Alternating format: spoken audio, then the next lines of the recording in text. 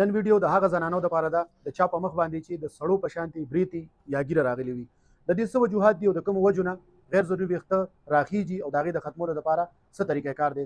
غیر ضروري ویښته درې څلور وجوهات دي چې د هغې د وجې نه د زنانو په مخ باندې راخیږي.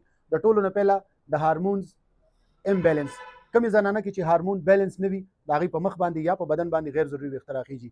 کوم جنک فوډ استعمال زیات کوي یا چرګ انډې استعمال ډېر کوي د هغې په مخ باندې هم غیر ضروري ویښته راختېدو چانسز ډېر وي.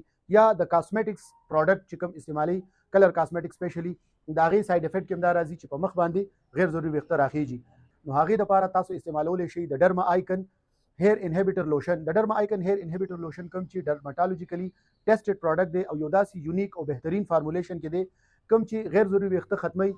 سلو ډاون د دې پروسس دی، د 3 میاشتو د دې کمپلیټ کورس دی.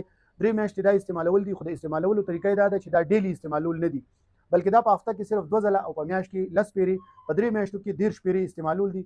د 13 پیرو د ډرما آیکن هیر انهبیټر لوشن استعمال ستاسو غیر ضروري ویښته د تل دپاره ختموي.